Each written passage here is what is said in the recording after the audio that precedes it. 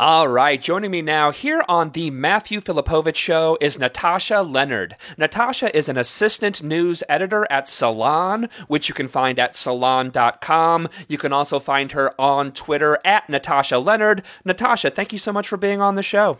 Thank you for having me.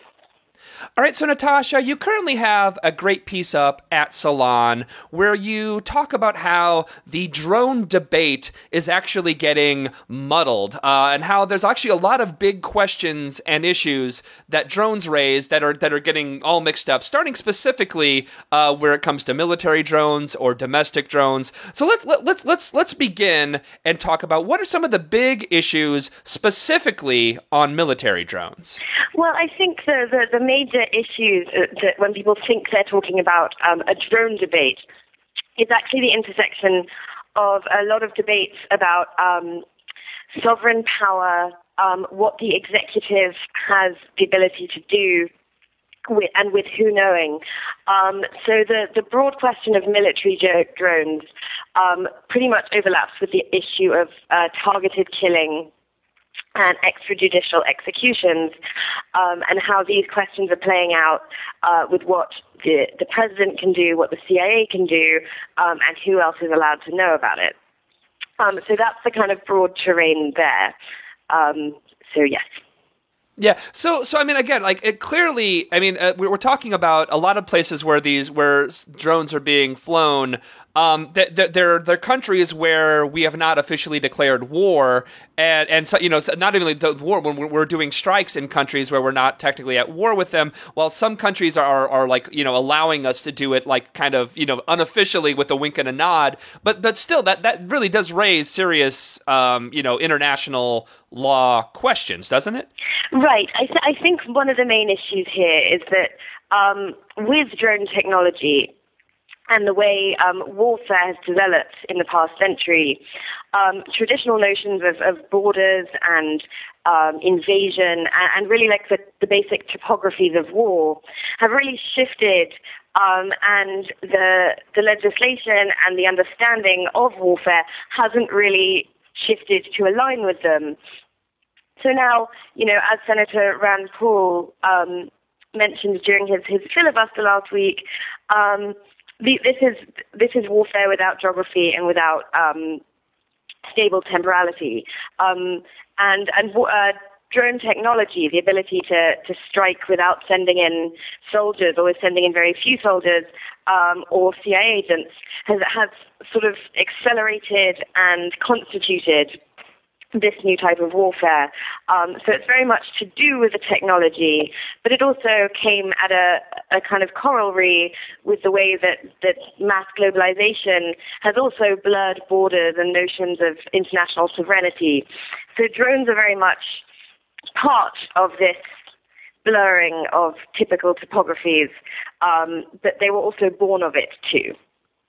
Absolutely. And again, part of me thinks that it seems like we've kind of opened this box when it comes to drones, where I think overall the planet is going to be much worse off for doing that in some ways, because it's like this is not drone technology. While it is advanced, it's not like unbelievably advanced technology we're dealing with here. And once, you know, some other countries do have it. Other countries are going to start deploying it.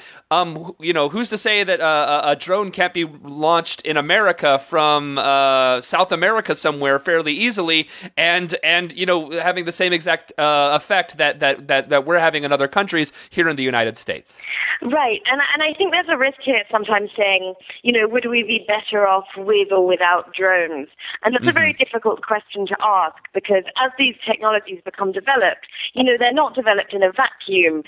You know, they come from a space where this sort of thing is already desired. There's a demand for it. There's a huge industry behind it. And it makes sense in terms of the type of warfare that countries are trying to carry out. So it's just to take out a specific drone technology from the equation probably won't fix all the problems that put us in this problematic and quite terrifying space now. But it just so happens that right now we are talking about drone technology and the risks that carries. And no doubt, you know, right now the US has this sort of terrifying monopoly such that the US executive seems to be in this sole position of calculating and determining who gets to live and die based on drone strikes. But those monopolies can shift, and who's to say where that power and technology is going to go. But if history is anything to go by, it's not exactly likely that it's going to be democratized. No, absolutely not. I'm talking to Natasha Leonard from Salon.com. So let's open the door now into the domestic idea of drones. There is obviously crossover when it comes to the idea of the quote war on terror. But so give the kind of the overall kind of big issue, big questions when we're talking about domestic drones. Right. So with sort of counter-terror drones, the real issue that seems to be weighing on the kind of ethical debate around it is to do with sovereign power and decisions about who gets to die and who decides that and what determinations are there. The debate with domestic drones comes from a similar place, but it seems to fall along a fulcrum much more to do with privacy, surveillance, and property. Who gets to watch who, from which skies, and what sort of privacy is protected. So when this military technology of surveillance drones and, potentially on the horizon, armed surveillance drones falling into law enforcement hands and domestic institutions happened, that's really the debate people are wondering about. But of course, the movement of military technologies into domestic policing, the drones are not the first time we've seen this. I mean, the militarization of police has been happening for a number of years and historically so. But I think people aren't really asking the same questions in the domestic drone debate. They're not asking about whether the police have the power to sort of shoot at will, because that debate's already going on with police forces and police use of lethal force. I think the drone technology has shifted to, oh gosh, who can be watching who where and who has authority to use this kind of technology.